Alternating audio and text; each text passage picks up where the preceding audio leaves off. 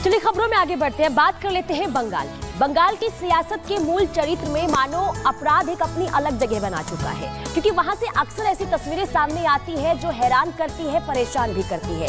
इसी बीच एक और वीडियो वहां से सामने आया है जिसमें महिला के साथ जाती हो रही है। इस वीडियो को देखने के बाद गुस्सा भी आ रहा है, हैरानी भी हो रही है और ये वीडियो शेयर किया गया है बीजेपी नेता शुभेंदु अधिकारी की तरफ से। इस वीडियो में जो आरोपी नजर आ रहा है उसके संबंध टीएमसी नेताओं के साथ होने का दावा किया गया है।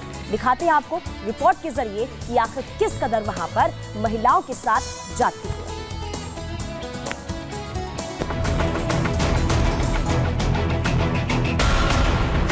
ये तस्वीर शर्मसार करने वाली है। ये तस्वीर पुलिस प्रशासन पर सवाल उठाने वाली है। ये तस्वीरें हर भारतीय का सिर शर्म से झुकाने वाली, क्योंकि महिलाओं को देवी मानने वाले देश में इस तरह की तस्वीरें हमारी संस्कृति और परंपरा के खिलाफ है। लेकिन नारी की पूजा करने वाले इस देश में जब बात पश्चिम बंगाल की होती है तो चर्चा हमेशा देश को शर्मसार करने वाली घटना की होती है और इस बार भी ऐसा ही है। खैर, एक महिला के साथ किया जा रहा ये तालिबानी व्यवहार पश्चिम बंगाल के हावड़ा में हो रहा है। बताया जा रहा है कि ये तस्वीरें हावड़ा के डोमजूर इलाके की हैं, जिसमें घर में चोरी करने का आरोप लगाकर वहां कुछ लोगों ने एक गरीब परिवार को इस कदर प्रताड़ित किया कि जिसने भी इन तस्वीरों को देखा वो शर्मसार हो गया।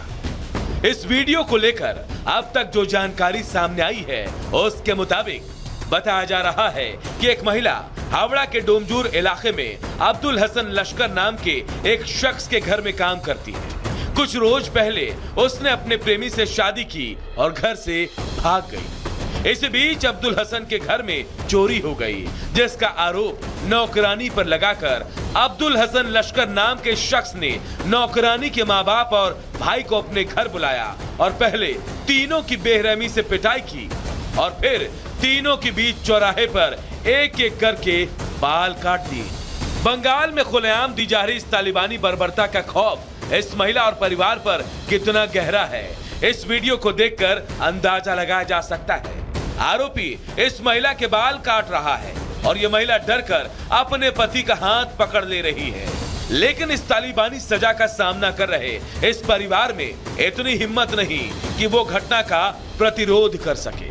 हालांकि यार भारत इस वीडियो की पुष्टि नहीं करता, लेकिन इस वीडियो को पोस्ट करते हुए पश्चिम बंगाल के बीजेपी नेता शुभेंदु अधिकारी ने सोशल मीडिया के जरिए कई सवाल खड़े किए। उन्होंने लिखा है, बंगाल में महिलाओं के विरुद्ध मध्यकालीन बर्बरता का नवीनतम एपिसोड। शर्म करो, शर्म करो, शर्म करो। यह हावड़ा का डोमजूर है। डोमजूर कोई सुदूर जगह नहीं, यह हावड़ा सिटी पुलिस के अधिकार क्षेत्र में है। सजा के तौर पर यहाँ एक महिला के बाल बेतरतीब ढंग से कैंची लगाकर काट दिए गए। इस घिनौने कृत्य को अंजाम देने वाले क्रूर जानवर टीएमसी पार्टी के करीब से जुड़े हुए हैं। इतना ही नहीं, बताया जा रहा है कि आरोपियों ने इस घटना के बाद पीड़ित परिवार को गांव छोड़ने और घटना की शिकायत पुलिस से करने पर अंजाम भुगतने की धमकी भी दी। हैरानी की बात तो यह है कि बीच चौराहे हावड़ा में दिन दहाड़े ये घटना हुई और हावड़ा पुलिस को इसकी खबर तक नहीं लगी। बताया जा रहा है कि सोशल मीडिया पर जब वारदात का वीडियो वायरल हुआ तब जाकर बंगाल पुलिस ने खाना पूर्ति करते हुए पहले शिकायत दर्ज की और 3 लोगों को गिरफ्तार किया। लेकिन फिलहाल इस मामले में पुलिस कुछ भी कहने से बच रही है। जाहिर है पश्चिम बंगाल में कानून व्यवस्था की पोल खोलती इन तस्वीरों ने एक बार फिर ममता सरकार को कटघरे में खड़ा कर दिया है। लेकिन सवाल है कि आए दिन बंगाल में ऐसी घटनाएं हो रही हैं, बावजूद इसके आखिर सीएम ममता कुछ क्यों नहीं कर पा रही? क्या बंगाल वाकई सीएम ममता के कंट्रोल से बाहर हो चुका है? Bureau report, republic Bharat.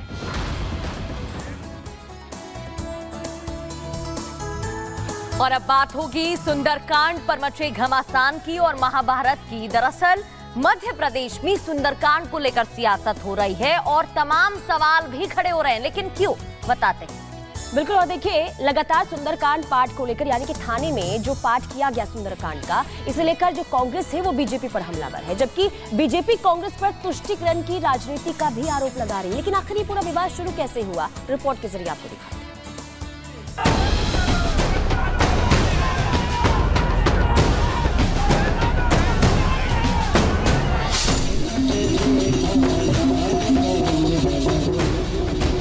Madhya Pradesh की राजधानी भोपाल में एक पुलिस थाने में सुंदरकांड के पाठ पर विवाद हो गया। आरोप है कि थाने में एक शख्स के जन्मदिन पर सुंदरकांड के पाठ का आयोजन किया गया, लेकिन कांग्रेस नेता दिग्विजय सिंह ने बीजेपी सरकार को ही कटघरे में खड़ा कर दिया। दिग्विजय सिंह का कहना है कि थाने में सुंदरकांड का औचित्य क्या है। सुनो, पहली बात तो थाने के प्रांगण में सुंदरकांड या और कोई बात कराना ये गैर कानूनी है, उनके खिलाफ कार्रवाई होना चाहिए। उन्होंने क्या मंजूरी ली है क्या थाने से? पहली बात तो वो टीआई को, उसके टीआई के खिलाफ कार्रवाई होना चाहिए जो सुंदरकांड का पाठ प्रांगण में करवा रहा है।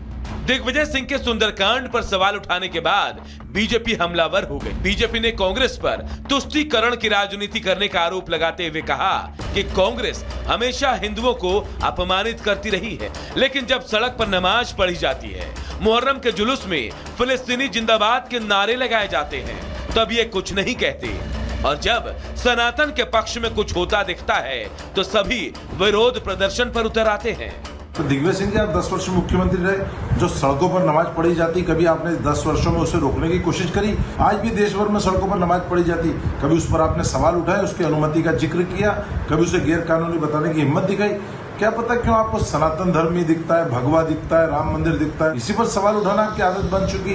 बेहतर होगा कि आप कभी मदरसों पर, नमाज पर, इस पर भी सवाल उठा के बताएं, तब तो पता चलेगा कि आपका निष्पक्ष चेहरा है। लेकिन तुष्टीकरण के कारण एक वर्ग को कोसना आपकी आदत है। दिग्विजय सिंह ने बीजेपी सरकार और प्रशासन पर जमकर निशाना साधा।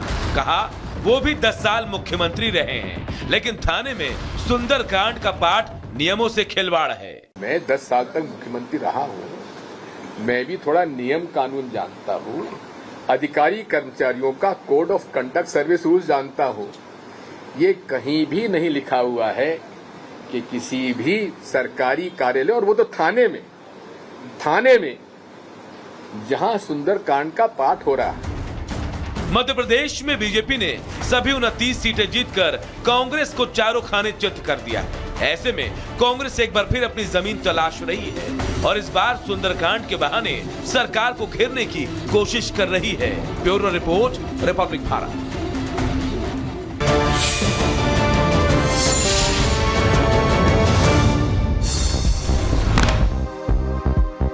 ब्रेक के बाद रुक करेंगे 5 मिनट में 25 खबरों का। पुंछ के सरकारी अस्पताल में मिला हैंड ग्रेनेड मिलने के बाद एक्शन में पुलिस है। एसओजी की टीम ने शुरू किया है सर्च ऑपरेशन।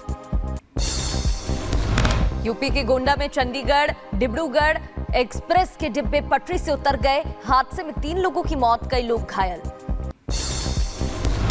गोंडा रेल हादसे के बाद केंद्र सरकार ने मुआवजे का ऐलान किया है। मृतकों के परिजनों को 10-10 लाख रुपए, गंभीर घायलों को 2.5 लाख का मुआवजा, मामूली रूप से घायलों को 50-50 हजार रुपए मिलेंगे। गोंडा ट्रेन हादसे की होगी हाई लेवल जांच। रेल मंत्रालय ने सीआरएस जांच के आदेश दे दिए हैं। लोको पायलट ने सुनी थी धमाके की आवाज। देहरादून पुलिस और एसडीआरएफ फिर बनी मददगार। रायवाला में गंगा नदी का जलस्तर बढ़ने से टापू पर फंसे व्यक्ति को निकाला गया बाहर। जगन्नाथ मंदिर के भीतरी रत्न भंडार की शिफ्टिंग का काम जारी है और ये काम बताया जा रहा है पूरा भी हो गया। 4 अलमारी भर गई हैं, 3 संदूक भी मिले। दिल्ली में केदारनाथ मंदिर पर तकरार के बीच उत्तराखंड की धामी सरकार का बड़ा फैसला सामने आया है। 4 धाम के नाम से नहीं बनेगा मंदिर और ट्रस्ट। कैबिनेट की बैठक में फैसले को मंजूरी मिली है। मुजफ्फरनगर में कांवड़ मार्ग का डीएम ने निरीक्षण किया। 22 जुलाई से कांवड़ मार्ग पर ट्रैफिक बंद होगा।